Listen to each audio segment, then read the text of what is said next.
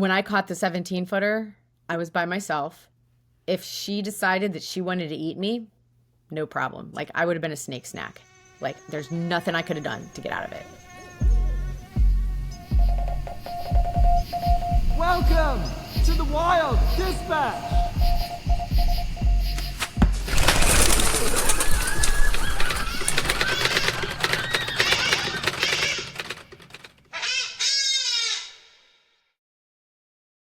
Hello and welcome to another episode of the Wild Dispatch.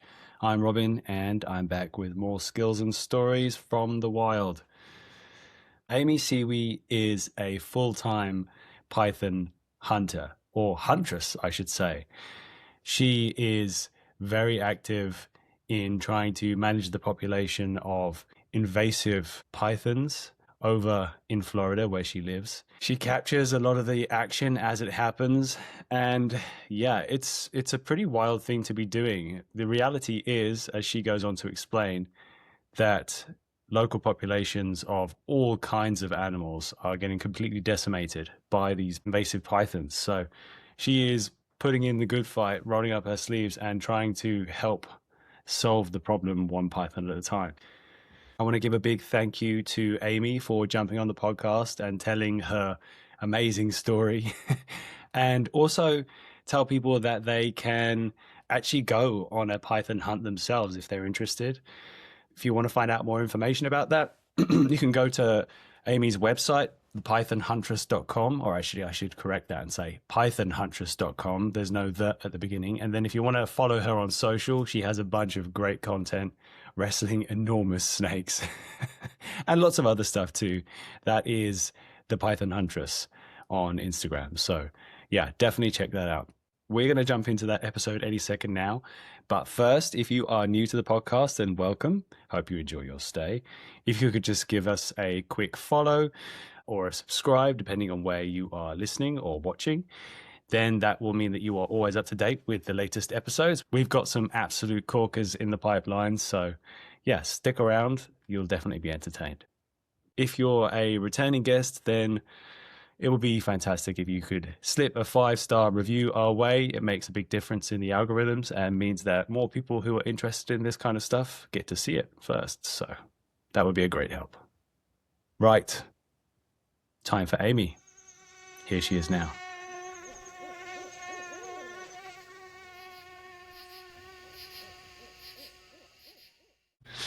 Okay, I think we're rolling. Amy, welcome to the podcast. Thank you for having me. There are so many things I want to ask you about today. I guess I was just on your YouTube watching a few videos right now. I guess we should probably set up what you do. So you are the Python Huntress. From what I can see, it's a full-time gig. You run around finding pythons and capturing them and actually, I think, euthanizing them. Is that correct? That is correct.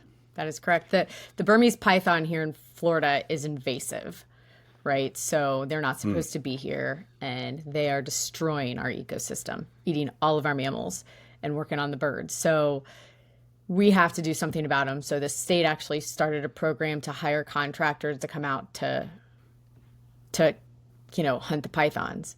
And I did that for 4 years, but now I do my own thing. But anyway, so that's kind of the overview of, I don't kill these pythons because I like to go out and kill snakes, It's because we have to, and there's no other way. Yeah, absolutely. I mean, you, from all accounts, from what I've heard, I did a little bit of research beforehand. You are an absolute lover of snakes, right? So that's got to be a bit of a conflict as well in terms of absolutely doing what you love, but also managing a population, which is essential. So how long have you been? You're in Florida, right? Yeah. I've been in Florida for 6 years. Okay. Now. So you're saying about the local populations getting affected so badly by the pythons, but did you see a change in that time, or was it kind of before that the pythons were really having a bad impact on the local inhabitants? All of it, right? So I have actually noticed a big difference. By me, so where I live, it's a little further off the beaten path than what the original python territory was. And so they just keep moving, right? They're following the food. So since I've been here, I think it's been 2 years since I've seen a rabbit. We used to have marsh rabbits all up and down the roads. I haven't seen one in 2 years. Wow. The wading birds down, like on the Miami Canal when we go hunt down there in the winter, this is, where all the snowbirds go, right? So this is like where birds fly south for the winter. We literally, I've noticed an insane decline in those bird populations. Yeah. That's wild. Yeah, it's so sad. So it's just, I guess, quiet then. Yes. Oh, that's a great way to describe it. Yeah, it's quiet and it should not be this quiet. So you said that lots of things running through my brain.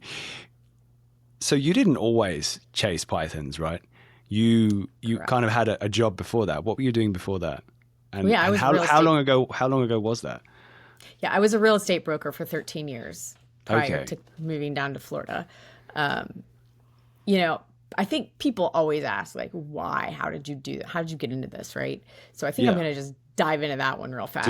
Do it. Get that one over with, right? So yeah. My dad took me to a creek when I was little and taught me how to catch all kinds of critters. And I just had this fascination with snakes for some reason. And so it was always a hobby. Like in college, I was, in the exotic vet world, the Toledo Zoo, I volunteered, the exotic pet industry, I was a breeder, but it was always more of a hobby. I graduated from college and just, it was a hobby. Until I found out that there were pythons in Florida. And I thought, wait a minute, instead of catching a 6-foot black rat snake in Indiana, I could catch a 20-foot python in Florida. Sign me up, right? So I went down on vacation for like 3 weeks just to see what was happening with these pythons. And I caught a 9-footer. And that was it. I was like, this is what I'm supposed to be doing. I don't know how. I don't know why. I have no idea how it's going to work, but this is what it's going to be. So in less than 2 months, I sold my business, packed some stuff. I moved to a room from a guy that I found online in Miami. I still can't believe I did that. And so I moved here to figure out how to become a python hunter. So what did your colleagues, I guess, did you have colleagues or friends or people where you were? What did they say? What did they think? Did they tell you? Anybody that knew me said, okay, well, that makes sense. We know you and how you are into snakes and stuff. So that's kind of the perfect thing for you. But are you really going to do it? Like, you're going to leave your business. I mean, it was a pretty big real estate business. Your, like, everything that you know to go down, rent a room from some dude. Yeah. And you don't even know how to catch pythons in the wild. I'm like, yep, pretty much that's what's going to happen. So that first 9-foot python that you caught, did you recruit the help of someone then if you didn't know what you were doing at that point? Or were you just running around trying to find pythons and you came across them? I actually went out with Donna Khalil, who is one of the original python hunters down here. I found her. I wasn't friends with her or anything, but I found her, asked her if she'd take me on a python hunt, and she said yes, and off we went. You said that you took a job, like you said, well, first of all, you went down there and you didn't know how you were going to get a job. You didn't know how anything worked. But then how did it come about that first job as a snake catcher, and I think it was for the government, is that right? That you were doing that job that you were talking about? It was. Okay. So when I moved down here, the government program was a pilot program. So they couldn't tell me if they were going to continue the program, and if they did continue it, if they were going to hire anyone. And plus, at that point, the government was shut down. So I couldn't even talk to anybody anyway. This was 2019, was it? Yeah, was it shut down for COVID? Is that what was going on? No, I got here before COVID. No, it was like a whatever's happening now was happening then.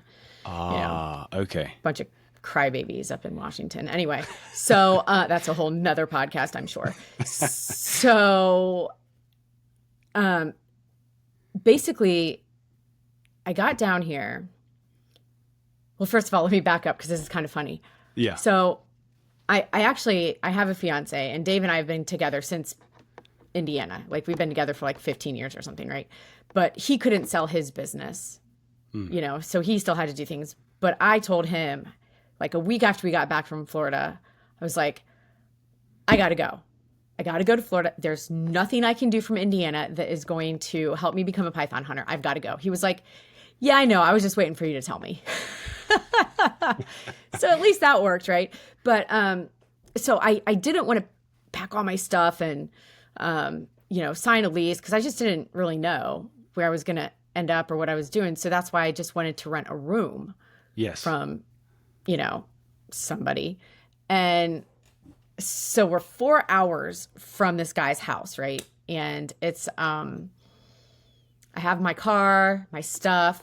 The plan was that we were going to drop my stuff off at this guy's house, make sure I didn't get like super creeper vibes from him. Mm-hmm. Yeah.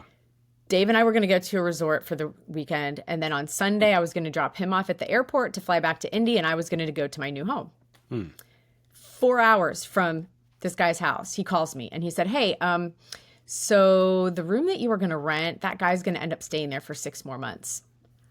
I'm like, I am literally 4 hours from your house, dude. What am I supposed to do? And he said, well, I mean, I have an extra bedroom upstairs, but you're going to have to share a bathroom with my dad. I was like, are you freaking kidding me right now? Like, I could not. I was like, oh, what am I doing? Like, what am I doing? Why did I make this decision, right? So anyways, we went. I met this guy. He was super nice. He had 5 bathrooms, so I didn't have to share a bathroom with his dad. And then that guy ended up moving out of the mother-in-law suite after like a month, so I could move in there. But anyway, so yeah, I mean, I didn't know anybody. Yeah. I wake up that first Monday, right? And I'm used to being a realtor, right? And I'm used to like 24/7, and I wake up, I'm like, holy crap, what am I supposed to do, right?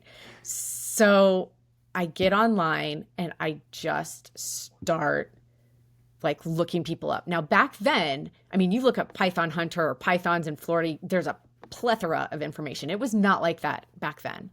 And so I was just going through, emailing, if people had phone numbers, calling them, saying, hey, I want to be a Python hunter. What do I have to do? Who do I have to know? Who do I have to talk to? And I set up all kinds of like lunch appointments and, meet and greets and stuff like that. And these people thought I was crazy. But, so that's what I did. I just networked all day, every day. So how long did it take before the opportunity came up, the kind of experimental project arrived that I'm guessing you spoke to some people and that got you the connections and then you found out about it? How long did that take?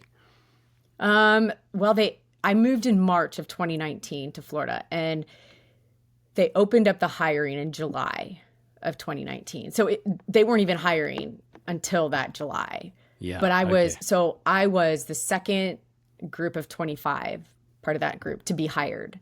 And then they hired 50 more the next year, and that was it. That's like a cap. They're not going to hire any more than 100. Yeah.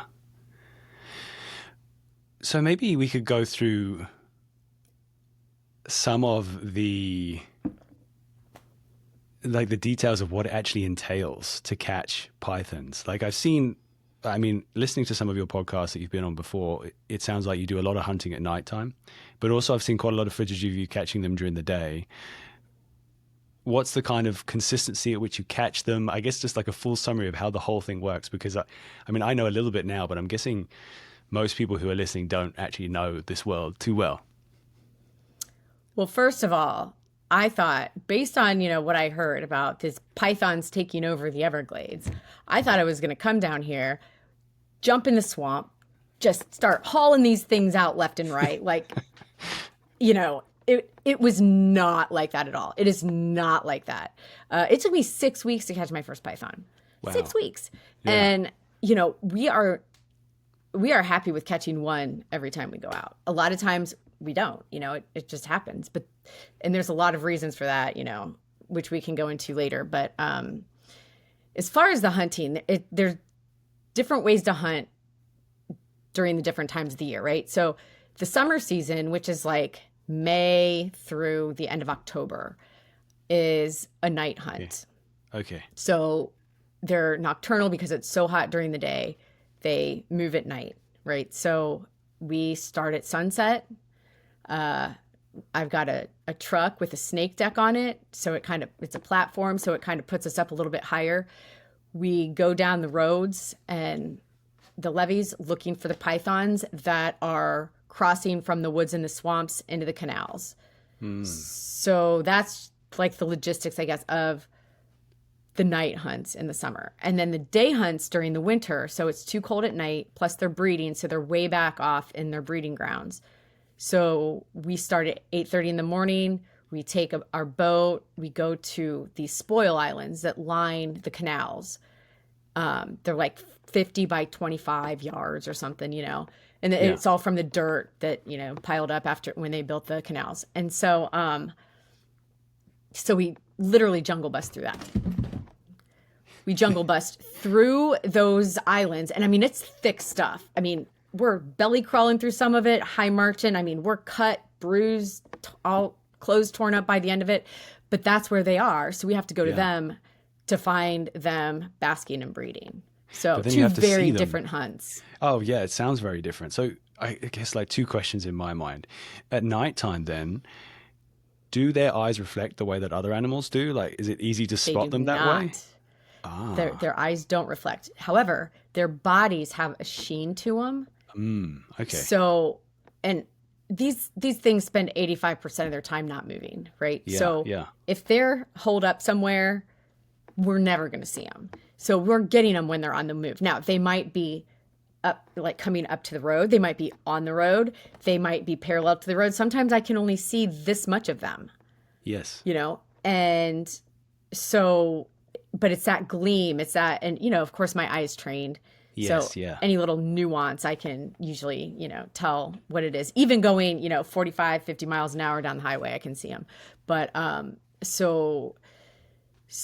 but it is difficult. I think the question I'm asked most by my clients when I take people out, on guided hunts is, how the hell did you just see that? Yeah. I think it's true for so many things, though, in the wild, right? It is so true. Your eye gets trained to things like I have some family in South Africa, and when I first arrived there, they're spotting antelope from a mile away, and I'm like, how did you even see that? I don't even know, right? Right. Mushroom hunting here, like right now, your eye gets tuned into certain species, and it's like ping. Even if you're driving along at like 30 miles an hour, suddenly in the corner of my eye, a certain color whips past, and I'm like, oh, I know what that was. So it is amazing how we can, how as humans we can kind of develop that skill, right? Absolutely. So then, what I was going to ask you is then during the day, speaking of like eyes spotting things, and maybe it's the same thing, but they look like they've got pretty good camouflage, and you said that they don't move barely ever. How do you find these things? Like you just your eye catches the gleam, or is it the same thing? Oh, they're in the sun. Yep.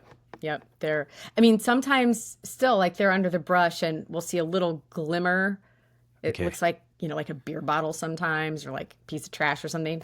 And you're like, what is that? And it's like, oh, that's a 10-foot python under there, But most of the time they're laying out, and that's how we see them in the winter. So is it kind of more tricky?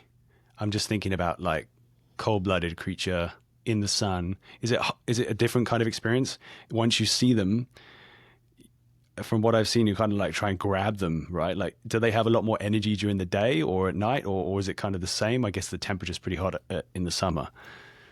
Yeah, it just depends on the snake and the temperature. I mean, if it's a cold day and they're in the sun, but they've been in the sun for a while, they've got energy. If it's a night where they just came out of their hole, like wherever they're resting for the day, and they're trying to acclimate to the humidity and the temperature, and they're a little chilly, they might be pretty chill and calm. So and I think they all have different personalities too. because Yeah. there are some that I will get and oh my God, like they don't eat people, but if they did, I swear they would be trying to eat me. And then there's some that I grab and they just hang there. And I'm like, oh my God, like act scary or something, because these people are on this hunt, you know, with these big scary pythons and it's just hanging there doing nothing. You're hoping for a bit of a show at least. Yeah, right. So do you find then you've got people coming with you on these hunting trips? Have there been any kind of times where having extra people complicates things, or I mean, has anyone ever come on one of these? This sounds like a dumb question as I'm about to say it. Has anyone ever been like afraid of snakes when they come on It's something not like a dumb this? question, and pretty much every single person is nervous to catch the python. I mean, Yeah. So let me back up for a minute. Remind me that train of thought, because I'll probably forget, just letting you know. Yeah, so sure. I was hired by the state, you know, like I said. And so I did that for about 4 years, 3.5, 4 years. As a top hunter for the state of Florida, I made less than $20,000 a year. Wow. So I was like, all right, I got to make some money, right? And because the winter hunts are different, like we take our boat and most people don't have boats. There's a lot of people that don't hunt like we hunt in the winter. So I thought, well, maybe somebody would want to pay to go on a hunt with us, right? Yeah. Yeah. So they definitely did. A lot of people wanted to go. So the plan was for us to do that during like until March, because the winter season isn't very long, December through March. And then when April hit, then I would just go back to doing just the regular contracting, python hunting for the state. And Dave was getting his GC license, his general contractor's license down here in Florida. So he was then going to just do his, you know, whatever he was going to do. And then the state called and said, hey, you can't do both. And I was like, well, why not? I'm totally legal. I've got, you know, charter license, insurance. I'm not turning the pythons in to get paid for them, you know, when I catch them with clients. They're like, yeah, you just can't. And I'm like, so they said that I had to choose. And I said, okay, thanks, but Yeah. it's been real. I got to make some money now. Yeah. It doesn't seem like So it's then gonna I be that said, hard a like, decision. oh my God. And I was like, Dave, so if we're going to do this in the summer, then I need a driver. You can't work. You can't get a job. And let's just cross our fingers and hope this works out. Because again, it was like one of those, I find that I do a lot of this, like, let's just do it and see what happens and Yeah. make it work, right? And it did. So that's how I got into the guided hunts, right? That was actually never on the docket, but it just kind of came up. And Yeah. I'm the only female, technically, in the world that is a Python guide in Florida, but or anywhere. But okay, wait, where were we going with that? Oh, do people get in the way? You're breaking up a little bit again. You did People. a freeze. Oh, Sorry, no, it's okay. sheesh. The thing that's good is that it's recording both ends, but if you're freezing it, but you're not freezing for me at all. You're freezing No, sorry, for me a the other little way bit. around. Yeah. I asked that question the wrong way around. So yeah, we both seem to be freezing at certain moments, but the laptops will keep recording in theory to the machines. But sorry to interrupt you. I just wanted to explain that for a second. No, that's fine. It just might affect my line of questioning if I haven't quite heard what you said for a second. So if I'm looking confused, we might need to go back again for a moment. So sorry, what were you saying? Carry on. As far as me taking clients out, like that was never, a thing. That wasn't something that I was aspiring to do. It just happened out of necessity. And I love it. And I'm so glad it did. So I get to take these people out, and I get all kinds of people. I get families, I get husbands and wives, I get girls' night, I get boys' night, I get fathers and sons, I get people who are afraid of snakes that want to overcome their fear, which is kind of crazy because it's a really big snake to do that with. Yeah. But regardless, most of the people, 99.9% of the people that I take out have never caught a python before. And it doesn't matter how excited they are. When we go out, they're like, yeah, we're going to get this python. There's the python. And they're like, oh, maybe you get this one. Maybe I'll get the next one, and maybe I won't, So Yeah. it's a totally different story. But the good news is that, I walk them through the whole thing. I tell them exactly what we're looking for, how we're going to catch. I walk them through it, and I always tell them that, look, if you decide you don't want to catch it, it's fine. I'll always catch the python. I love catching the pythons. If you hesitate or if you're taking too long and the python's going to get away, I'm going to get the python. Yeah. Because we need to get the python. And so, but there's no pressure for you. So, and I've learned that that was a big concern of people's. So when I started telling them that, I started actually booking more. Yes. When I would talk to, just because they're like, oh, okay. So if I decide that I don't want to catch it, it's not a big deal. Yes. Yes, it totally is. So Just be like a not. spectator. So, yep, exactly. Do you have any stories then? If people are coming to overcome their fears of snakes, it's such a big roll of the dice. I'm wondering if you have any stories that you want to share where something may have gone right or wrong, maybe? Would anything spring to mind? Yes, it does. There was this one kid who came out. He was probably like in his mid-20s. Just him. He's like, I'm afraid of snakes, and I don't want to be afraid of snakes anymore. Okay. So we're jungle busting. This is a day hunt. So we're walking, and, there's cottonmouths. There's all kinds of other snakes out there, too. And he doesn't like any snakes. So I'm like, this could be interesting. And so lo and behold, we see this 8-foot python that's curled up on top of the ferns, and it's laying out. And so we walk up to it, and it was just laying there, right? And I explained, I said, he's laying like this. So you're going to kind of walk over here, you're going to get him right behind the head. And the guy was just like, working it through his head. You could see like he's trying to get the courage up to do this. And he was taking a long time, and I'm reading the snake, right? Yeah. Let me just digress for just 1 second. So the pythons don't look at us as prey or predator. We're more of an annoyance. So a lot of times you can walk right up to them and grab them. Now, once you grab them, it's game on. But so it's not like a native snake, how, you don't even know that black racer is there until you take a step and it takes off, right? Yeah. Pythons are not like that at all. So this thing's just laying there, and he's got basically all the time in the world. And so it's finally been about 2.5 minutes, and I'm like, okay, dude, we got to get the show on the road, because if the python does get spooked, they are lightning fast and they will be gone. So, and I could tell he didn't really, really want to do it. And I said, do you want me to catch it? And then you can hold it. He's like, yes. Okay. And so I grabbed the python, I caught it, and and then he held it. How big was this python? It was like 8 feet. So it wasn't a huge snake. But the thing about it was, he was holding it. He was fine holding it. He was definitely visibly nervous, but, he had control of it. He was fine. And that was the only python we saw that day, which happens a lot, that's just how it is.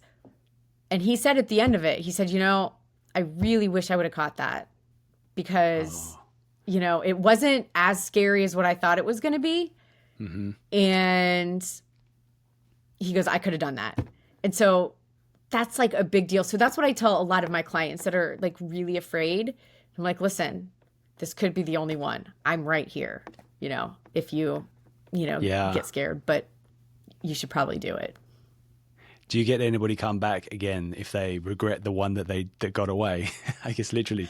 Do they come back and for another go? Have you had that before? Yeah, I get a lot of repeat clients, whether we caught or not. I get a lot of them.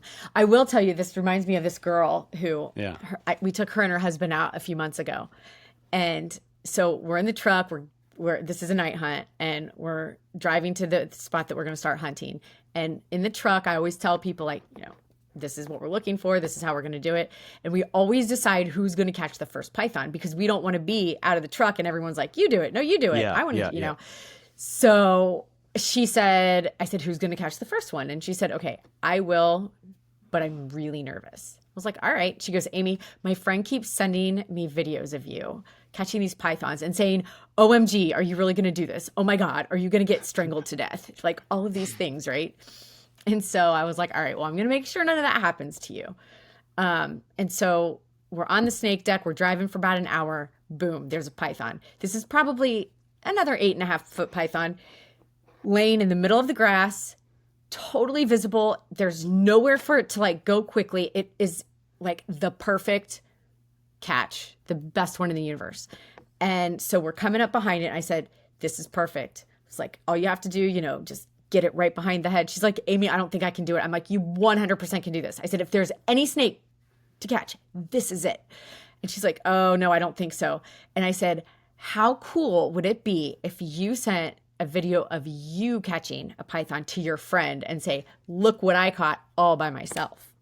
Right. So she's like, oh God, okay. So man, she finds that courage and she's like, boom. And she grabs that python and she like lets out this little shriek, like half terrified, half excited. I don't know. And I'm like, hold that thing up. So she's holding it up and her arm's shaking with adrenaline. It was so awesome. And she like the look on her face, the smile, it was just the most amazing thing that you've ever seen in your life. Right. Yeah, absolutely. I love that. I mean, I've caught 408 footers, right? And I'll catch 400 more. That's fine. But man, when I get to put people on a python, do something that they're like really afraid to do or nervous or didn't realize they were going to be this nervous and they overcome that and do it. Man, I love that. That's amazing. Yeah, it's really cool. It's also really fun to share a skill set as well, right? Like to help share that experience, something that you may have done a lot of times. For some reason, it is more fun when you share that with someone else, right? Oh, yeah. You get to experience that first time feeling a little bit, whatever it may be. Absolutely. It's so good. So then the question I have is, why don't you get strangled to death? Like how does that, I mean, it's a giant animal. Is it, please just answer. I don't know. Okay. I don't know. Burmese pythons are like of all of the big constrictors, the most docile and the most even tempered, right? When I caught the 17-footer, I was by myself. If she decided that she wanted to eat me, no problem. Like I would have been a snake snack. Like there's nothing I could have done to get out of it. So I don't know why we're not on the menu, but we're not. I mean, that's not to say there isn't that one python out there that's like, hey, I'm going to try a person tonight, But for us, I guess we're just lucky. There are pythons, though, like in Asia, like the reticulated python. So Burmese pythons get to be 20 feet. The reticulated pythons get to be like 30 feet, right? And they're super mean and aggressive. And I'm sure you've heard of the grandma that got eaten by the python, in Asia. Okay, well, if anyone did, that's not fake news. That's for real.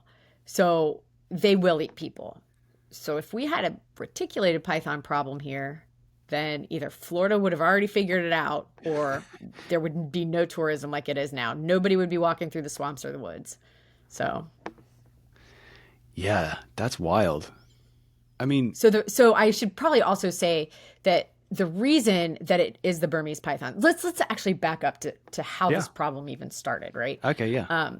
So the pythons have been popular pets since the 70s when people started bringing all these exotic pets over, right? And since the 70s, there have been sightings of the pythons in Florida, chalking it up to, oh, hey, somebody let their pet go, which happened a lot, right? Yeah. Now, in 92, Hurricane Andrew came through and it destroyed a breeding facility. And it sent 900 Burmese pythons to the same general vicinity of the Everglades. So that's the epicenter of this problem. Now, these pythons were being bred. It was all legal, but it was for the pet industry because the Burmese pythons were such popular pets because they had such an even, docile temperament, right? Yeah. So that gets destroyed, sends them all into the middle of the Everglades. Nobody thinks twice about it. It's like, it is what it is, right? Yeah, what could go wrong? Then, yeah, it's, 3.5 million acres, whatever. So in 2001 is when some biologists discovered a hatchling python and said, wait a minute, nobody's letting their $200 baby python go. We have a problem. And went to the powers that be and said, hey, this is not good. We need to do something. And powers that be said, we're not spending money on this. what's the worst that could happen? Okay, so And assuming here we it's are. like evidence of breeding, basically, and they're like, oh, not worried about it. And then that's just Yep. created the ongoing issue. And how much do they breed? Because if they're so docile most of the time, are they actually breeding a lot? Yeah. I mean, once a year. They lay 20 to 40 eggs is the average, but the big ones can lay over 100. Wow. And right now there's an estimated 500,000 pythons out there.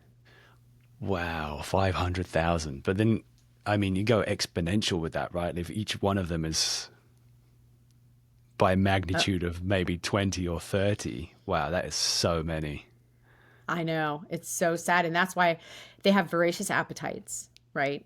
They eat everything in sight. Well, they eat everything except for other snakes, turtles, and fish, right? So rats, squirrels, rabbits, raccoons, possums, bobcats, alligators, wading birds, deer, all of it. Wow.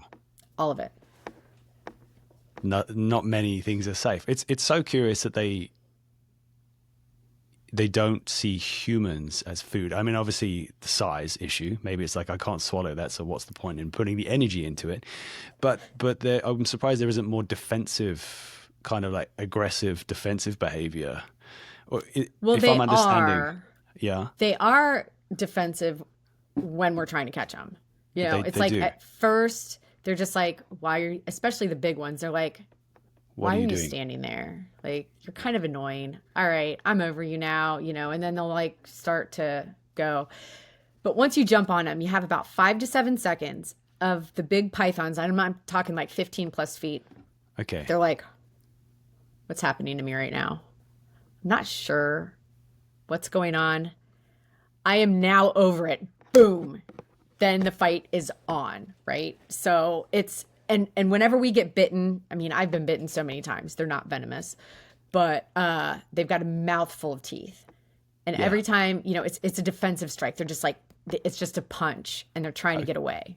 So they're not grabbing us to like try to wrap us.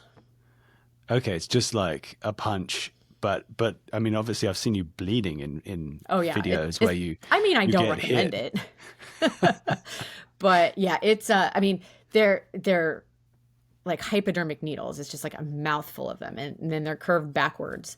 So now Dave actually had a tooth stuck in his hand once for about 6 weeks, but so I mean, it can happen, but they have relatively clean teeth or clean mouths actually because they eat their prey whole. Ah, yes. Okay. So they're not chewing it and getting all that bacteria. So as many times as I've been bitten, I've never had an issue with it. So, could we go back in time a little bit to your early days? Growing up, you said that you were interested in snakes and you kind of were coming across them then. Was that, did you grow up, like, whereabouts did you grow up? Because I know you went to college in Lake Erie, kind of, not, is that right? Yeah, I grew up area? in Ohio. Yeah, Okay, I grew you up in did. Ohio. Hmm. Okay, so I guess what was that like? Was that kind of urban or was that outdoorsy kind of area? Were there lots of snakes around? No, not lots. I mean, I lived in a, suburban neighborhood. Yeah. And I would go creek walking all the time. I called it, and I'd recruit my friends to come and jump in the creeks with me in the summer and catch all kinds of critters and stuff like that. So, I mean, it was a lot of fun. And this fascination, I mean, you'd think that I'd outgrow it at some point, right? But I never did. And so that's just how it just snowballed from there. So what did your friends think then? If you were like, "Hey, help me catch this snake," were they into it, or were they kind of like, "Oh, what are you Most of doing?" the time not. They'd go along with me and they'd be like, yeah, no, I'm not doing that. So, which was fine. I'll catch the snakes, but yeah, it was kind of fun.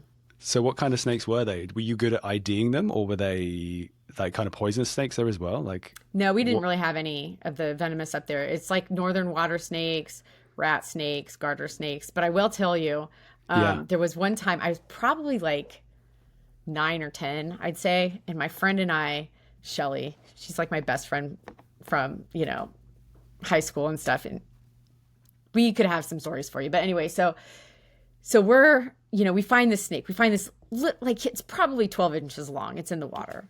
yeah, And yeah. it's black and white. I can still like remember. And so I went to grab it behind the head, and its head is so tiny, right? So it turned around and it bit me I did not know what kind of snake it was. Oh, wow. And I was like, oh my God, I think I'm going to die. Like my dad's going to kill me if I don't. And I was like, okay, we have to keep an eye on it. So, her and I, in my 10-year-old mind, thinking that I'm going to die because I just got bitten by a venomous snake and I have no idea what it is, right? And so like 3 hours later, I'm like, well, I'm fine. I don't feel bad. And it's not, so I assumed that it wasn't a venomous snake. But it actually brings up a good point because that was really dumb.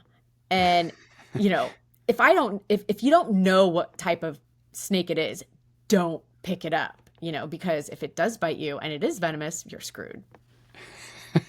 It's a good service announcement there.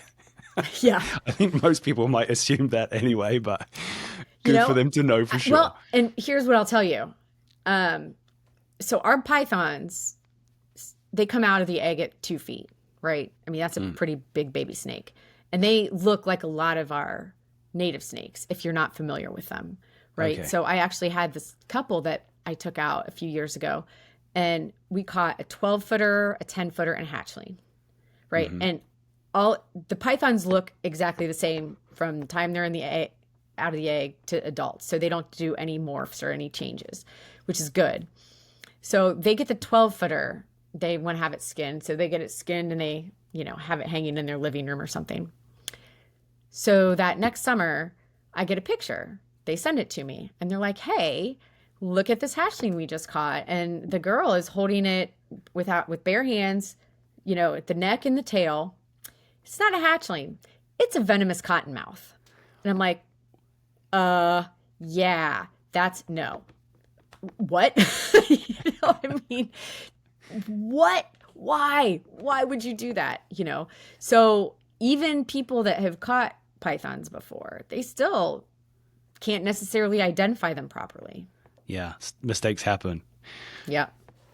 I've got a little story for you. It's not nearly as impressive as any of yours, but in England, where I'm from originally, there aren't really any snakes. There's only 2 kinds. There's an adder, which is mildly poisonous. I think like small children could maybe have some bad effects from it. And there's also this snake called a slow worm, which is, I guess it's inherent in the name, but it's like a little silver kind of snake. They're not very big, 12, 18 inches. But I think growing up in a place where there aren't really dangerous snakes or dangerous anything, to be honest, in England, but maybe dangerous drinking habits, so that's about it.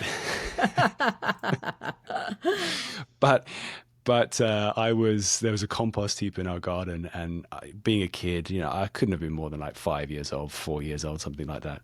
Maybe 5 or 6, digging around in there, and I just see a tail go like into the compost heap. So what do? Like, first thing I do is grab it, run to my parents, like, look, I found a snake. Like, things writhing around. I'm not holding it behind the head or anything, but they were not very impressed.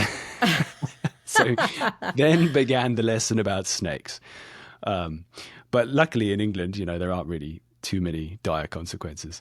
Well, that's pretty impressive that you were young and just, hey, I'm going to just go grab the snake and yay, that's cool. That's very cool. Maybe I got the instinct too. So did you have pet snakes then when you were younger? Did you find snakes and keep them as pets? Was there any kind of snake activity in that way when you were younger? So the interesting thing is my mom is deathly afraid of snakes. I mean, like deathly. So I could never have snakes in the house. When I would catch one, if we were at the creek or whatever, I'd be like, Mom, look, she's like, one more step and you're grounded, yeah, fine, geez, so I do have a tremendous respect for people that are afraid of snakes, and I get it. I never do anything mean or, to scare them intentionally, but of course, yeah. But then I got to college and I was like, woohoo, I can get like as many snakes as I want, right? So then I got a few snakes and actually, so I had this, it was my sophomore year in college. No, it must have been my junior. I don't know. Anyways, I was out of the dorm. I was in an apartment and I had like 3 snakes, a cat, a ferret, and an iguana. The cat, ferret, and iguana all ran around the house freely. I had something else too, and I can't remember. But anyways, it's a no pets apartment. Oh, Yes. wow. And so the iguana, so it had a cage, but it had like a ladder so it could go in and out of it, and it would like poop in its cage, which was really cool. And then it would just like, it loved to hang out like up on the curtains and stuff. And it would like go behind the couch, and then all of a sudden it would like jump up on your, like on the arm and scare the crap out of you, you know?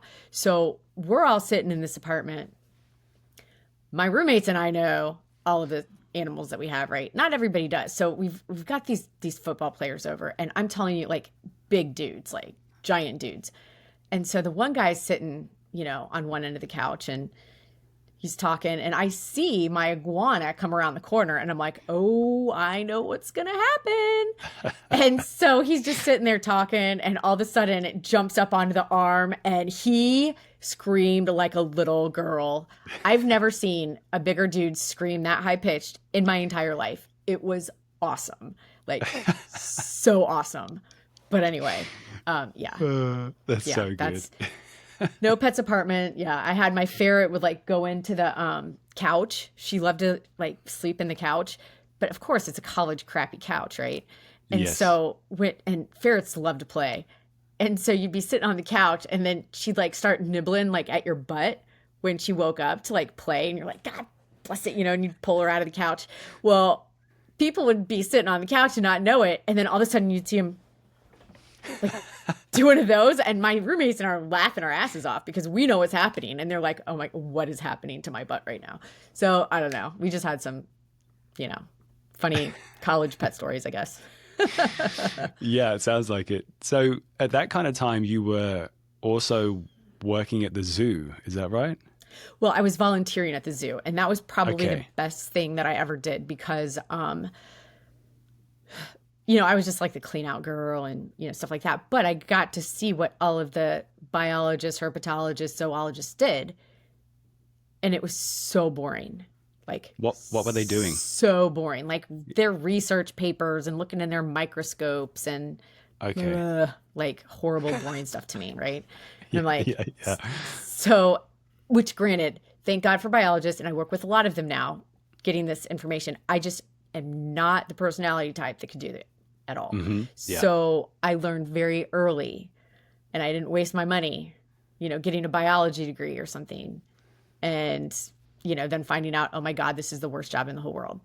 So for me anyways, again, I love my biologist friends, Yes. but for me, it's just not it. So that was a really, really good process of elimination type deal. Well, that's great. I mean, it's part of one of those steps, right? It's as important figuring out what you don't want to do as figuring out what you do want to do. It's all 100%. part of the process. So 100%. were there kind of particular animals that you were interacting with regularly? Were there snakes there, or was it other Yeah. I animals? was in the herpetology department. So it was Okay. all snakes and reptiles and amphibians. So yeah. Okay. I think I heard in a story somewhere you were having an interaction with crocodiles. Is that right? There were crocodiles while you were cleaning a cage? Is that Yeah. right? Oh my gosh. I haven't told that story in a while. Yeah. Yeah. That was an interesting day, I guess. And they were Nile crocodiles, and I didn't get the gravity of the Nile crocodiles. And I did not really understand how aggressive and horrible these things are. I shouldn't say horrible, but you know, they're gigantic and they eat people for sure. And Yeah. so I have to clean out this tortoise run that's behind all the crocodiles enclosures. And we've got like the American crocodile, Nile crocodile, something else.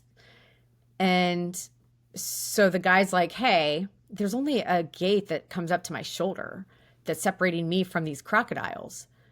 And Oh. he's like, yeah, so you probably want to, you know, do this pretty quick and don't put anything over the gate that you want to keep. And I'm like, oh my God, okay, this is weird. And I saw all these patches, like metal patches in this wooden gate. I'm like, what's that? And he was like, that's where the crocodiles have tried to bust through. I'm like, oh my God, dude. So I'm like doing my thing. All the crocodiles are like up in the front of the display, and I'm like doing my thing. And I was like, I feel weird, like something. And I look over, they were all like right at the, like watching me. I was like, this is the creepiest thing I've ever experienced in my life. And these things all want to eat me. I'm like, okay, tortoise, you're good. I'm out. So yeah, I was actually kind of surprised that, they put, I was a freshman in college or something, right? I'm surprised that they put this like 18-year-old girl, like, in the path of a Nile crocodile. But anyway. Yeah, it's probably some kind of initiation, I'm guessing. Yeah. It's like, probably. okay, the new person has to do this job. Yeah. See if they survive. Yeah. Try not to get killed and, you did a good job. If you die, sorry about it. Yeah. So you also said at some point, in my research, you did a bit of exotic pet breeding. You're kind of in that world a little bit. I'm curious, did that kind of flow from college? Was that something that happened then? Yes. It So was. when I got to college and I got my snakes finally, I got like a breeding pair of corn snakes and it was like super cool. And so I started doing the breeding. Now, the funny thing is that I didn't believe in having big pythons. Okay. I didn't believe in any of that because when I worked at the zoo, we got calls all the time. Can you take my python? Can you take my iguana? Can you take my boa? No, we can't do that, right? So if you let those things go in Ohio, they, maybe a few pets are going to be missing during the summer, but they can't survive the winter. So it is what it is. Okay. So what I did though, so I would breed like the smaller, like the corn snakes, they make great pets. The rat snakes, I did some other kind of cool things. And I would do presentations in classrooms because my mom was a teacher. And so I would talk with, in her class and like a bunch of other classes in different schools around my hometown about snakes and, why, people should have these cool, corn snakes and rat snakes instead of these pythons. And who would have thought 20 years later I'd be in Florida catching the pythons that I was trying to get people not to buy. Yeah. Yeah, if only it had been more effective convincing the population to not buy them. Right. It may have been too late already at that point. I guess I just didn't, reach the right people. I don't know. In that world then of exotic pets, I guess you kind of had your niche that you were doing. There's been a few documentaries in the last few years about exotic pet, the exotic pet world and breeding. Things like Tiger King, or I don't know if you ever saw Chimp Crazy as well. I didn't see that one. Oh, you haven't seen it? I think it was made by the same people who did Tiger King. I was going to say, you saw Tiger King, did you? No, I didn't. I couldn't. After I heard all this stuff about it, I'm like, okay, I don't know if I can do that. Yeah, sure. I just haven't. Well, I guess that kind of mutes my question then. I was going to say, do you think it's a true reflection? But then I guess if you didn't want to watch it because you kind of heard about it, was there kind of like an emotional feeling about those representations then? Yeah, so that's kind of what all of the TV is, right? Yeah. Not even though it's a documentary. Like there's a lot of stuff that was just whatever. But so there are shows out there like Guardian of the Glades was out. That's a pythons, right? Yeah. Yep. Okay. Swamp People with like the Everglades edition, serpents or something like that. All of those shows are 100% fake. Like fake. Okay. They set up every single catch. So the python, not one of those is real catch. The python, somebody brings the pythons in. It's illegal. Don't know how they got away with it, but they set the pythons up and they have to do every take like 5 times. So none of those catches are real. Oh, I guess if they're getting different angles and all that kind of stuff as well, right? Like, so go on. Yeah. So it's hard for me to watch those shows because they are just so ridiculous.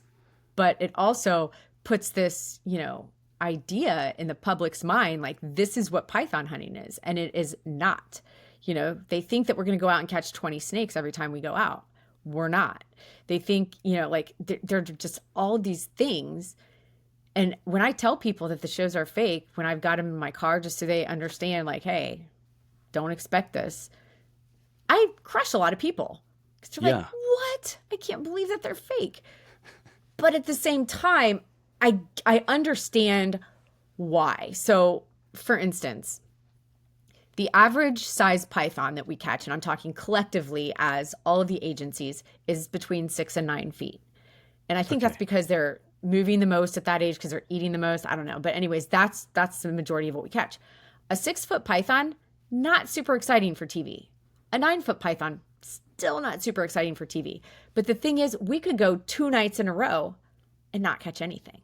So if you've got this whole crew out and all of this money and all of this to get a 6-foot python, I mean, you know, like, so I understand it.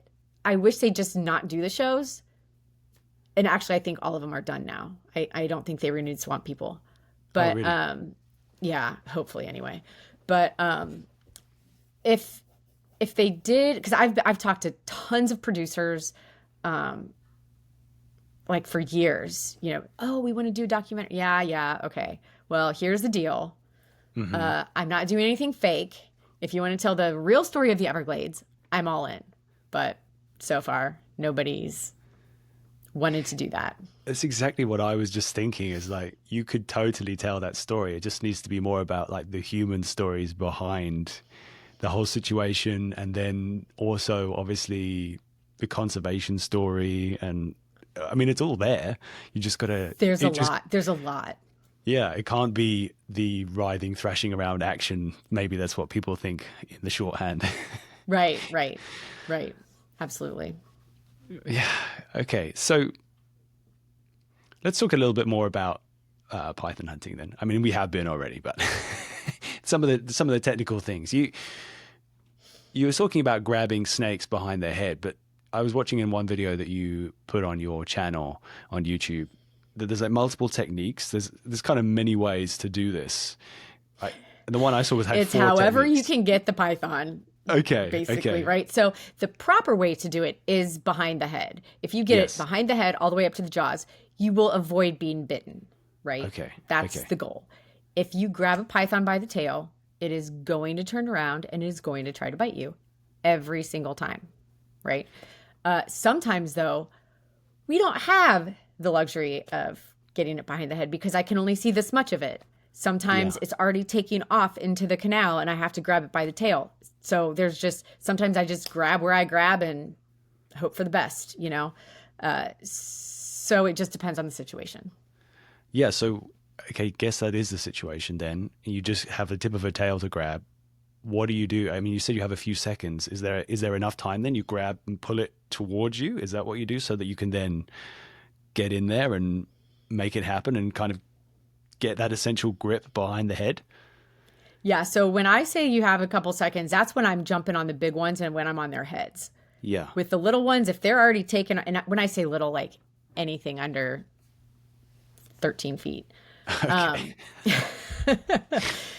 When if they're taken off and I just have to grab what I can grab, I'm holding on. Like I'm grabbing that tail and I'm holding on and I'm pulling them out of wherever they're trying to go. And they'll start, turning around to try to bite me. So sometimes, I have to like move out of the way. Sometimes I have to like throw their tail down, go around the other side of them. I can't really tell you what I do. I just do it as just kind of a natural thing and whatever the situation calls for. But I've not had one python catch that's ever been the same. It's always different. So you just never know. Okay. You just got to adapt to it. Yeah. Has there ever been a moment where you're like, ooh, things are not going well right now? Like this thing's wrapping around me. Has there ever been a moment where you're like concerned? Thankfully, no. Okay. Here's a secret that might take a little of the danger out of it. But if I've got a python and it's wrapping around me and I'm not comfortable and I'm like, oh, this is getting a little tight, all I have to do is let go and it will unravel and take off. So I'm not, again, there might be that one that's like, I'm going to try person today, but typically that's what happens. But I will tell you this, the one, and I don't think I've told this story very much, but the one that kicked my butt more than even the 17-footer was a 6-footer. What? Oh my God. This stupid thing. So first of all, it's 6 feet and it's like, I mean, it's a python and I'm not going to let it go, but I'm just kind of like, I can't even believe I did this. So it's under the guardrail, and we saw it as it was like going into the canal. And so I jump over the guardrail, and keep in mind, I don't have my GoPro on, actually. So, I don't have any of this on video. Of course, I never have the good ones on video, I swear. Yeah. And so I jump over the guardrail, and its tail is just like going. So I dive through this like thorn bush or something. And I'm kind of like, and I got his tail, and I'm like right on the edge of the canal. Now, the canal is full of gators, and this is summer, probably not the best idea. So I've got this tail, and this python is like trying to go under the rocks, right? And I don't want to just like pull it, because I don't want to rip it in half, right? But and I can't get this thing out, and I'm like on the ground, and like I can't even hardly move my head, and I'm trying to get this stupid snake. All of a sudden, my headlamp goes out. I have no light. I can see nothing. I'm like, you have got to be kidding me right now. And so I'm like, God. So I work my way up to like the middle is what I could only assume. And I pulled it out. So of course I have its middle. So what is it doing? Biting me like all over the place. And I'm still stuck, no light. I'm like, oh my God, it's sweating to death. Right. And so I back myself out. I've got like thorn marks and, in my hair, and it's like scratching my face, and I'm bleeding all over the place. So finally I stand up, and I can grab it behind the head to stop it from biting me. And I stand there, and my hair's like all in disarray. I'm bleeding. I'm sweating. I'm cussing. And Dave's standing there. He's like, I mean, you could have let it go. I'm like, do you even know me? Like, that's not an option for me. But yeah, that one. And I'm just like, wow. So you just never know. So even those 6-footers that can be boring, sometimes they're not. Yeah, that's the kind of stuff that the TV shows dream of, I bet. Oh, right. Of course, they wouldn't have been able to see anything because my headlamp went out. Yeah, exactly. God, telling you. So do people call you then if they have a snake issue? Do you get like random phone calls where people go like, oh, there's a snake? I mean, I wonder, is that kind of like you're kind of known as a person to call? Yes. So some people do. I don't advertise that, hey, because I'm not technically a trapper, but whenever I do a lot of presentations and things, and I always have my phone number and say, hey, put this in your phone. If you see a python, call me. And people have called me. And one of them, now keep in mind, sometimes they call and it's like a corn snake or, something like that. And I always have people send me a picture just because I don't want to waste my time, going somewhere. And if they didn't get a picture of it, it is what it is. A lot of the times the pythons are going to already be gone anyways. But I got this lady who called me and she said, yeah, I got your number from a presentation you did. I have a python behind my condo. And I was like, okay, send me a picture. She says it's a 15-foot python. It's huge. I was like, oh yeah, that's a python. Okay. So we went out. Oh my gosh, it's my white whale. I have not been able to find it.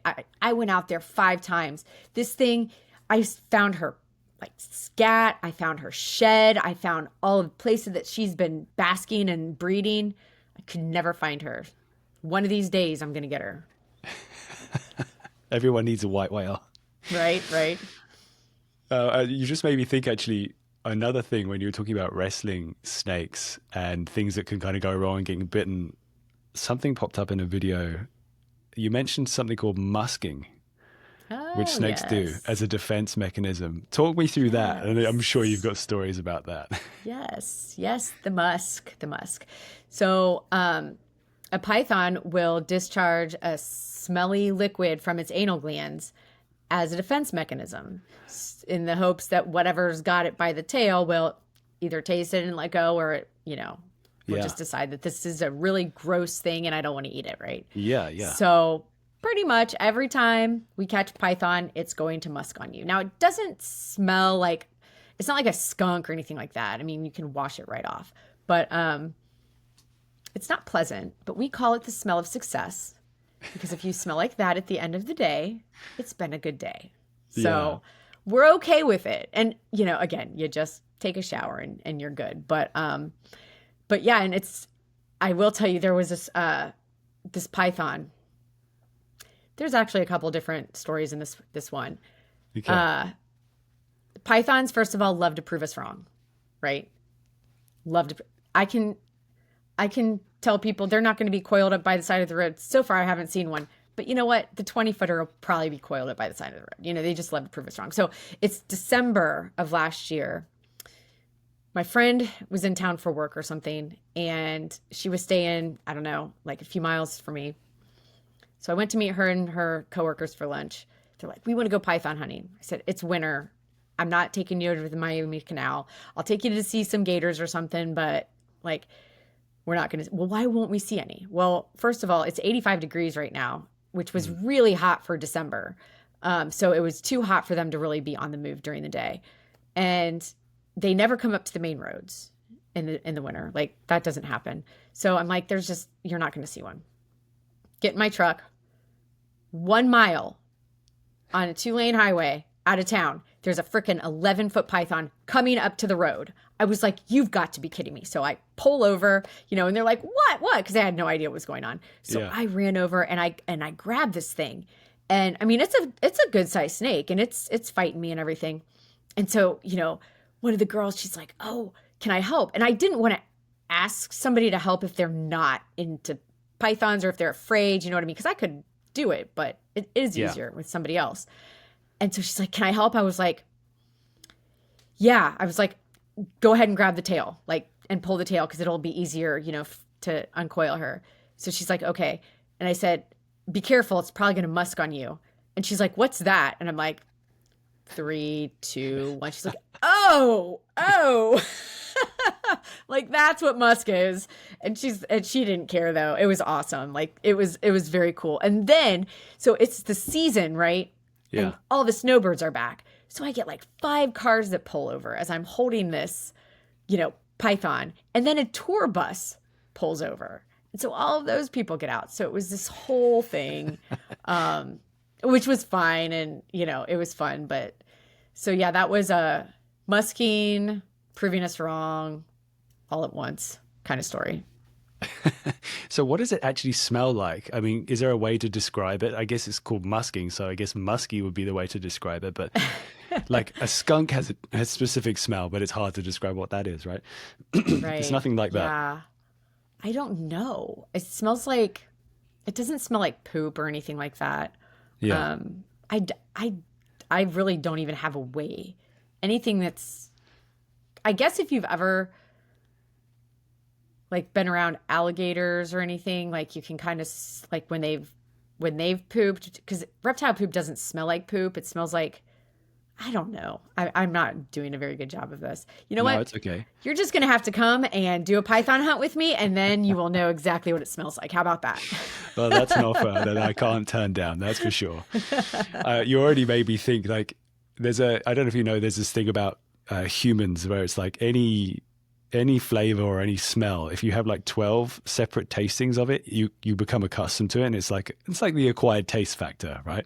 So I wonder if you've been musked so many times, does it kind of smell okay to you now? Does it smell kind of nice? No, it doesn't. I'm still not a fan. I'm not. And the worst is when, God, I've had, sometimes they'll just wrap really quick, right? I told you about the one that just hangs there, but then sometimes you'll grab a 6 or 7 footer that are relatively small, and you grab them and they just wrap as fast as they can. Yeah. And they're spraying the whole time. And you're just oh my God. And I've had it in my mouth before, and it's gross. And then, or I'll have it on my jacket. Cause even though it's 78 degrees, sometimes I get chilly on the snake deck, and I'll do something, and I'll have it on my coat, but I didn't realize it. Yeah. And then the next day I'm like, oh my God, really? And I forgot to, so no, I'm not at all accustomed to it. I don't think I ever will be.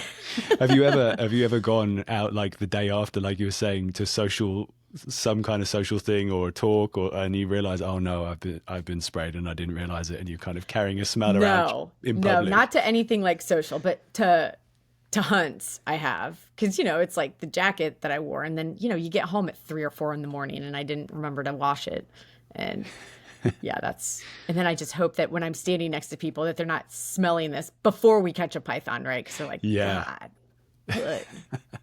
You're making me think for a minute, but it's clearly not going to work because it's not an acquired taste. But maybe there's like a fragrance line there. God, I'm pretty sure. Yeah, that would be a bust. Okay, so the actual process then you've been masked, you've successfully wrestled the snake. Let's call it that, like, be it a 17-footer or a 6-footer.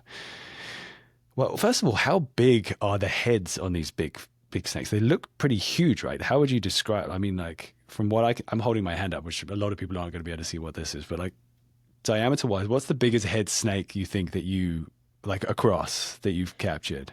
I don't know, probably 7 inches. Wow. Maybe 8. That's But the thing is, the heads are pretty small in comparison to the body.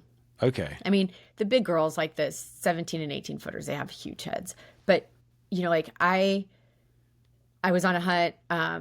We had these people out with us, I think last week, and I saw a python periscoping. So it's like sticking its head up out of the weeds, and it went down. So I go over there and this guy's with me, and it's hard to see them when they go down in all the brush, right? So I'm like kind of pulling the brush apart. So, and he sees the head, and the head is like that, right? It's not very big.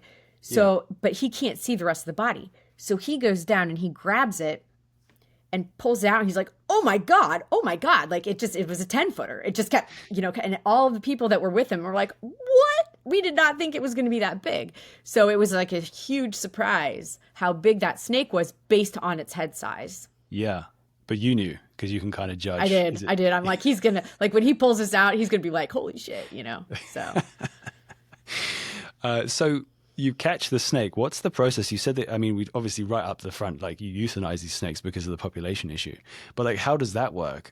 Is there a way that you're supposed to do it legally, or what's the kind of process there? So I use a captive bolt gun, which is what they use for like cows or sheeps and hogs, I guess. There's a movie, No Country for Old Men. Yeah. So that's what it's like, except I don't have like the tank with me. Like it's a cartridge triggered, like with a 9mm blank. And so it's a piston that comes out the bottom that goes into the brain, like totally destroys the brain in like a second. So it's it's an approved euthanasia method for pythons from the American Veterinary Association. So okay. We are very careful to follow the humane guidelines for that. Yeah, absolutely. So then this is another thing that we talked about a little bit before the podcast, but the meat then, because obviously some of these snakes are pretty big, like the huge ones can weigh, what do they weigh? Like 150 pounds or something? Is that right? Yeah, they can. Mm-hmm. I mean, that's a lot of meat, but there was some issue with the meat having too much of a certain chemical. I mean, Mercury. You don't eat it. Mercury, is that right? Yeah. Apparently they have tested a lot of them, and there's a pretty high mercury content in them. But yeah, I've had it before. I actually took it to a chef, and he made 4 very, very good dishes. I mean, it tasted fine. It was just very chewy. Like really? So chewy. I mean, to the point that I'm like, okay, and I spit it out. Wow. Unless you like want to like just swallow it all down. But yeah, it's because the pythons are constrictors. They're just one big muscle. So people say, oh, hey, well, I've had a rattlesnake before. Well, yeah, they're venomous. They don't have the muscle, content that the pythons do. So it's just, and if you like pressure cook it or, any of that, it just turns to slime. Really? That's what exactly I was going to ask about slow cooking. Like, I wonder, I mean, I'm sure the chef tried a few different ways of doing it. Yeah, it's freaking gross. That's such a bummer. Yeah, I know. I wish I know. If we could use the meat, it would be awesome. But a great resource, right? That would be one silver lining to. Although, so I skin snakes, and there's a lot of parasites. Like they have parasites, so I don't know. And it's not even like this like stomach worms or anything like that, but it's like when I skin them and you just have like the muscle or the body or whatever that's pink, there's these like little seed like things. And I thought that I was just like getting dirt or something on them, but somebody told me that a while back, they're like, those are parasites. And I'm like, ugh. Yeah, that creeps me out too. So there are a lot of reasons you probably shouldn't eat a python. Yeah, right. I guess that's a thing. Two things. So I want to talk to you about the skins as well, because you said that you get a lot of them tanned, but the skulls, do you keep the skulls ever? Like, I mean, with those big pythons, I can imagine that would be an amazing skull to have as a as a memory. I do. Can you edit this out if I get up really fast and grab one? Yeah, sure. Yeah. Okay, hang on. Okay. I have this 2-bedroom condo, right? And my boa is in that cage right there during the winter because it's too cold to keep him outside. So, yeah, I'm all scrunched in here. But, okay. So this is the skull of like a 14-footer probably. Okay. That's so interesting. Yeah, and you can see it has like 2 rows of teeth on its upper jaw. Mm-hmm. And then, so there's cartilage like right here that it can, so it's basically, they used to say back in the day it could unhinge, but we know it just more like stretches, and there's nothing, holding this together. So the python just whatever expands. It can fit in that mouth, like. So it's more about how much the actual mouth can stretch versus the jaw. Okay. Yep. And these are razor sharp teeth. And there's very kind of jagged backwards. So I guess that means that you can't pull away from it if it was holding you. But do they hold, do they bite and grab, or do they just strike? I guess it depends if you're prey or if it's like defense. If it's the prey, that's the point. Because like, think about it. If it bites and the prey tries to get out, it's just going to wedge itself in there even more, right? Yeah. So, but for us, it's just a hit. So and actually this is the size, maybe this must be a 13-footer. I had a 14-footer. So I was with 3 other people, and we were hunting. And it was in the beginning of my career, so I didn't have all my tricks, like the head bag or tape or anything. It was 105-pound 14-footer, which is gigantic, like super fat. And I have no idea how any of this even happened, but I somehow was going up to the head. They were messing with the tail. I don't know. And this thing goes to bite me or bite somebody behind me, right? So I stick my hand out to block it. Like, why did I do that? I don't know. But it got like, so when it struck me, it was like that, right? Okay, so it's like the top jaw was like on it was your like palm. that. Yeah, right. Yeah. Except it was a little bit bigger than this one. So I had literally, you see, the 2 rows. I had that in my hand, like. Wow. And the problem was we hadn't caught the python yet, so I still needed my hands. There was blood everywhere by the end of it. I mean, everywhere. But it was really cool. I was like, oh, look at that. Yeah. And it didn't scar. It didn't scar. No. Did you take a picture? You must have taken a photo. Oh, yeah. I've got pictures of that. Yeah. It was definitely cool. Almost like on the top, it looks like there's almost like 100 hypodermic needles on the top line there. Oh, did it hurt? That must have hurt. I mean, it didn't feel good. But it wasn't, but really it's for people, it's the fear of the bite more than the bite. Like because I tell people, they might get bitten, and I've had people get bitten before. Yeah. And it's usually when you grab a python, you grab it right here, right at the jaws. Sometimes people will grab it down here, and it can turn around and get them, right? So you've got to be like right behind the head. Yeah. Okay. And sometimes people don't, and they'll get nicked, like the python will get them a little bit, and then they're like, oh, okay. It wasn't nearly as bad as what they thought it was going to be. Okay. Yeah, that's good. I guess it's also the fear of something is a lot more powerful than the reality often, isn't it? For sure. So then we were talking about the skins as well. You tan all those skins. what do you use them for? Do you just sell them as skins, or have you got any? Are you just supplying other? I mean, I can imagine like fashion brands or someone would be involved, or is there anything like that happens? Well, I do have some items made, some leather products made. Oh, nice.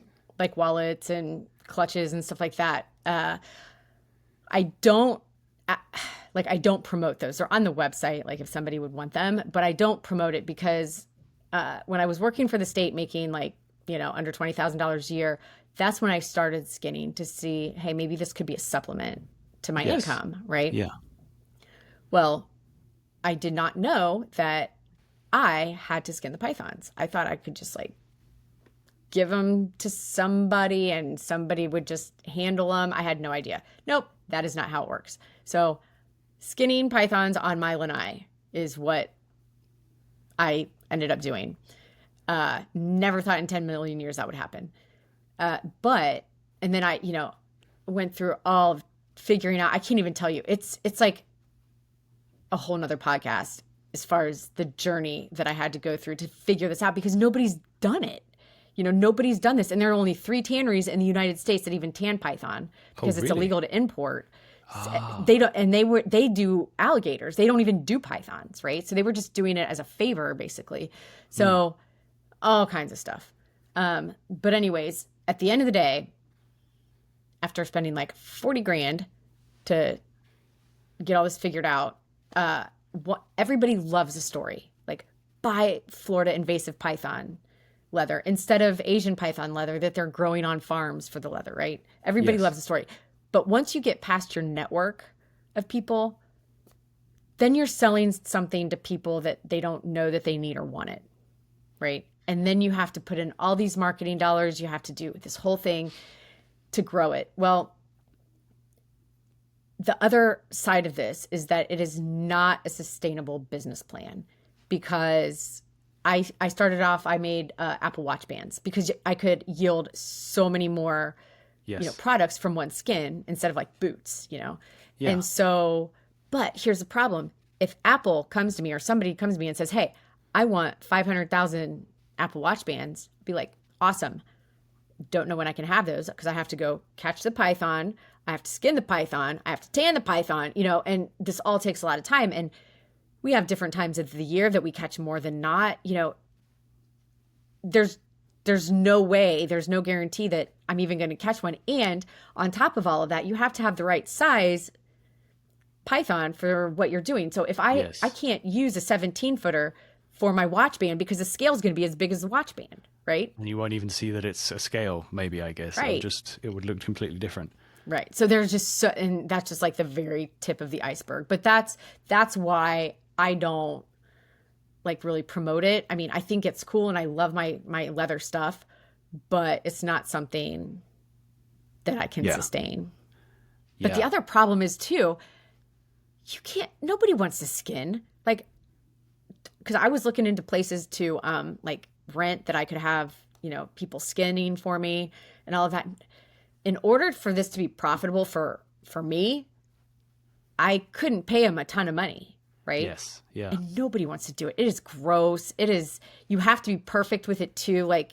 There's so many things that go into it. You can't have butcher cuts because then it ruins the skin. You can't, let it sit too long in without being on ice. You can't, there's just all the things. So at the end of the day, I'm like, okay. Yeah.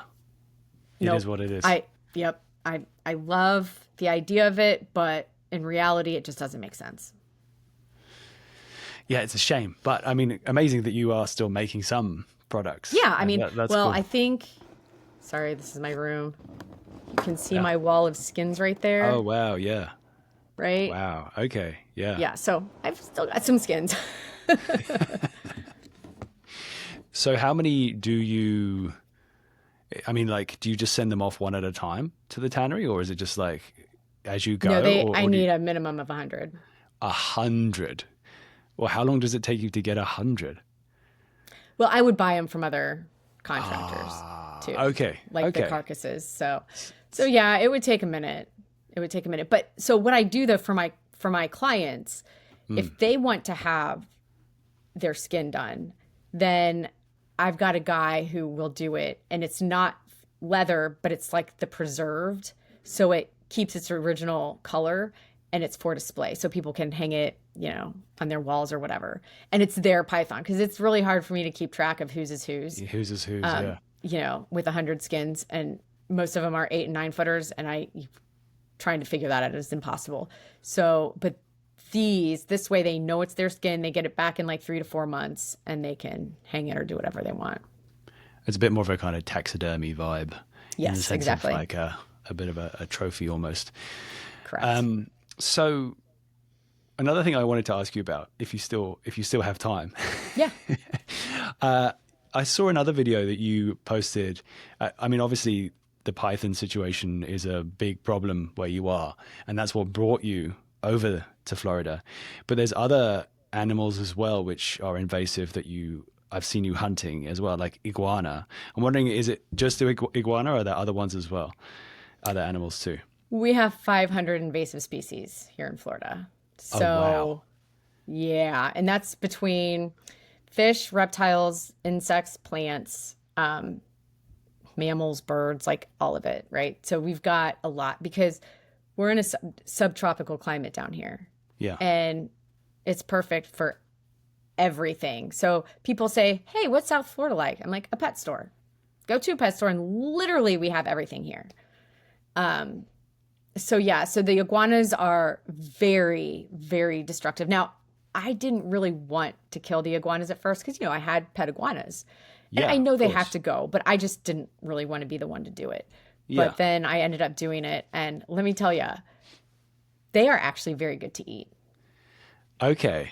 So that's nice Very to good hear to that there eat. are some creatures that you Yes. can be. So is that what's in your freezer then, predominantly? We've got some. We don't have a lot, but yes, we have some. And what's And then that? we have like Yeah. cane toads, we have tegus, lionfish. I'm trying to think of the big ones, Yeah. and my mind is going blank. But like there's so many things. So lionfish aren't edible though, are they? They're poisonous. They are are. Well, Okay. they are poisonous, I guess. Well, not poisonous, but like they have toxic spikes, Yes. I guess. That's okay. So if they prick you, then it's bad. And also probably, and I don't know a lot about this, but if you would open their like poison sac or something, that probably wouldn't be good when you're, filleting it out. But no, apparently they are very good to eat. I haven't had one, but Okay, that's what I hear. interesting. So what does iguana taste like then? I'm curious. chicken, Oh, like awesome. for real. You can laugh, but it tastes like it's a little more dense than chicken, Yeah. but like, so Dave grilled it, like the legs, like chicken wings almost. And then the tail, we made iguana tacos. Very good. So That's awesome. What's your favorite? Yeah. So is that your favorite then, the tacos, the iguana tacos, or is there like a specific recipe that you love to? no, I think the tacos are good It's the for way me. to do it. Yeah. Yep. So is there any other, I mean, you said toads and things like that. Is there any kind of, is that all of your focus that goes in your freezer in terms of protein, or do you do any other like fishing and hunting as well? Or Oh, well, yeah, we fish. Well, Dave is a fisherman and a hunter. okay. He goes back to Indiana every year to hunt whitetail because they're so small here. And he's been trying to get me to go back. And I'm like, listen, I don't want to sit in the cold weather when I've got Florida. I don't care if I ever see another snowflake again. But yeah, we did though. The other day, I did put a deer in the freezer from Florida. Oh, you did? Yeah. So I was hunting with one of my friends. We weren't on a guided hunt, and Dave was at home because he was like, I'm taking the night off. And so we're driving down the road. Like I'm on the snake deck. My friend's driving, and we hear this pop. And I thought that somebody like popped their tire because I saw the van pull over. And we just kind of kept going. And I'm, looking down on my side for the pythons. There's a deer. And I was like, oh, because the guy said something like deer. And I'm like, oh my God, he just hit a deer. And it was like dead. It was like done. Okay. And he came over and I said, so is it cool if I take the deer? And he was like, yeah, I mean, I don't care. I'm not going to do anything with it. I'm like, oh, I'm such a redneck. And so we loaded the deer up. I called Dave and I said, hey, how do you feel about skinning and processing a deer tonight? And he was like, what? And I was like, yeah. And I told him, he's like, bring it on over. So he was like literally waiting for us to pull up. But then we had to take it like across the street because I live in a condo, right?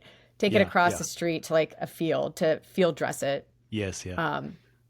Bring it back. And then he got to work on that and I went back out python hunting. So I was like, see, I can go python hunting and still bring home a deer. It's cool. Sounds like an ideal situation for you as well. You just like stick it in the back of the truck. Right. Brilliant.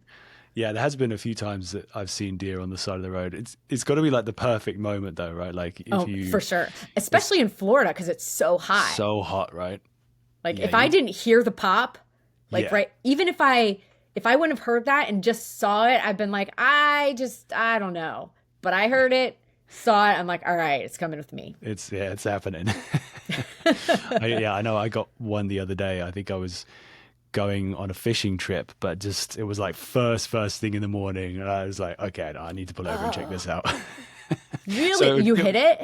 No, I didn't get it. It was just there. Oh, okay. But I could tell that it hadn't been there long. So it was my friend got a phone call, was like, I'm going to be a few minutes late and there's also going to be a deer. Oh my gosh, that's awesome. Very cool. So it was good. We made short work of it and got some back straps and various other bits. So cool. It was good. It's better than, just going to waste. Well, it's never going to go to waste. There's always going to be something that eats it. Sure, but I'd rather enjoy it, Yeah, exactly. Amy, I think, unless there's something that you wanted me to ask you about today, that's amazing. Thank you so much. We should probably start wrapping things up now. Sure. I will say this, that, people ask, is this worth it? Is hunting worth it? Because right now, hunting, taking one python out at a time is the most effective tool that we have. And it's really not that effective. Since 2017, when these the program started, collectively, all of them have caught probably now about 28,000. And that's it in 7 or 8 years. So, and there's 500,000 out there. I mean, do the math. Like, you don't have to be a genius to get that figured out, right? The rate at which they're breeding as well. Right. So, they say, is this worth it? And if you look at it from that 10,000 foot view, it seems pretty bleak, right? Mm-hmm. But if you come down to like ground level and understand that it takes a python 3 years to get to be 10 feet and it takes 200 animals to get it there, every single one we're taking out is making a difference. Yes. Are we prolonging the extinction of our native animals? Maybe. But if we can do that long enough for them to get this figured out on a grander scale, then, I mean, obviously it's worth it. Yeah. Are there any potential future ideas in the pipeline that you know of? Like more people doing what you're doing, or I don't know, some genetic thing? I'm not sure. Yeah, it's going to have to be genetic. It's going to, putting more people out there isn't the answer because, believe it or not, there's just not a lot of area to navigate. I mean, there's a ton of area, but where humans can go, there's very few areas. And if you get too many people out there, the pythons don't follow their natural behavior. So it's like fine line. But there's a ton of research that's going on right now trying to get this figured out and trying to come up with a more effective way. The problem is that it can't harm other wildlife. It can't harm the environment or other snakes. And you're dealing with an animal that starts at 2 feet and gets to 20 feet, and it's such a difficult problem, but there's a lot of work being done. So hopefully we'll get it figured out soon. You made me think of one other question. Sure. Which I guess the python hunting festival, is that the word? I don't know. Like there's something that happens where you are. Is that with the same... The challenge. Yeah, the challenge. Is that with the same kind of ambition then? If they can get more people to show up and try and put a dent in the population? Was that the thinking behind it? No, I don't know what it was. I think it was more PR stuff. But it's a shit show. I don't know if I'm allowed to cuss on this, but Oh, man, you that are. is You are. what it is. Like Yeah. a total shit show. You get people in from all over the place. They don't know how to identify snakes properly because, they're coming when the pythons are 2 feet long. So then they see a water snake and think it's python and kill it, right? Right. There's so many people. I take vacation. I go out of town. I'm not even here for this thing anymore. Oh, wow. It's Okay. just, it's counterproductive. If they would just let us do our thing, it would be much easier. And let me give you a quick example of that. We pulled up on this guy last year. He's got an 8-foot python by the tail, and he's kind of doing like the snake dance. He's got one shoe on, one shoe in his other hand. Not sure what's going on there. So I pulled up and I said, "Hey, do you need some help?" He was like, "Yes." All right. So I grabbed python. I'm like, "So how are you going to kill it?" He's like, "I don't know." Because I should probably also say that the one law is that you cannot transport a live python. So you have to kill it on the spot, right? Ah, okay. So most people don't know how to kill a python. So he's like, "Yeah, nope." I said, "I've got a bolt gun. I'll kill it." So I killed it. And I said, "Well, it's your first python. Do you want it?" He's like, "No, I don't think so." I'm like, "Dude, why are you here? What, why?" And so if we wouldn't have shown up, he wouldn't have known what to do. He would have let the python go because he had no way to kill it, no way to capture it. Like he didn't know. Yeah. And if he wasn't there altogether, we would have rolled up on it anyways and been able to properly handle it. Yes. Yeah, right. Yeah. So that's the problem. People don't know what the hell they're doing, and it gets in our way and it creates more of a problem. Yeah, that sounds tricky. Do you think it could in some way maybe inspire some people to get more involved in helping in a more professional capacity and then move their life to Florida? I don't know, but I do get a lot of people that have, I wouldn't say a lot, but people that live here in Florida that have gone out 5, 6, 7 times, never caught a python. So they go out with me because they want to learn how to do it. And I'll tell you everything. I don't have any secrets. Yeah. So, I mean, ultimately. I will teach you how to do it the right way. Okay. That's fantastic. So how can people book then? How can people find you and book a hunt? Sure. My website is pythonhuntress.com. Okay. So all the information is there. I don't have people like book directly on my website because I want to talk to them to explain, just make sure they understand the expectations and, what's going on, especially, different kinds of hunts and things like that. But there's a contact form and I'll get right back in touch with you if you're interested and we can chat about it. And yeah, I also, if you follow me on Instagram, the Python Huntress, that's where probably my most up-to-date everything is. That's where if you go to my Reels tab, that's probably where the majority of all of my videos are. Okay. So was the stuff I was watching on YouTube, was that kind of some older stuff or people could some of it was old, some of it was new. I'm so bad at social media. I really am. And YouTube, and there's just so many things. So I think Instagram is my most up-to-date though. Yeah. No, that makes sense. Is there any other way that people can help with the Python issue, maybe from home? Is there good resources that they can learn more about stuff? Or I don't know. It's just off the top of my head as a potential. Yeah, there's not a lot that people can really do. I mean, there's not necessarily a foundation or, anything like that. But yeah, it's not really like that. But there are all kinds of, charities in Florida, like Conservation Florida and, Everglades, all kinds of stuff. But I think come down and go on a hunt with me. If you really want to be involved, you're literally using your own 2 hands to help save the Florida Everglades. That's a pretty cool thing. Yeah. And every single one we catch does make a difference. Yeah, absolutely. Well, thank you, Amy. That was awesome. It was so good to hear so many stories.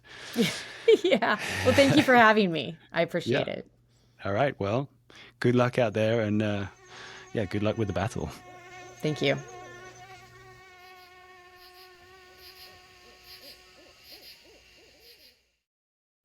Right, that's another episode in the bag. Once again, a huge thank you to Amy for jumping on the podcast. She had some fantastic stories. I really enjoyed chatting to her. And one day I do hope to get over there and experience it myself, the chasing of pythons. So if you want to check that out yourself and you want to maybe look at booking your own hunt, then go to pythonhuntress.com. She has a website there with a bunch of information. Also, be sure to check her out on social. Instagram, the Python Huntress. She's always putting new stuff on there. Lots of interesting and sometimes entertaining content. So be sure to check it out. Now, I should probably say, if you've made it this far, then I'm going to take that as a win. Be sure to give us a follow or a subscribe. And if you're feeling generous, even give a 5-star review. It does really make a big difference and it would be super helpful. It helps us with the algorithmic gods and make sure that we get seen by the right people. That's enough from me. Thanks for listening, everyone. And until next time.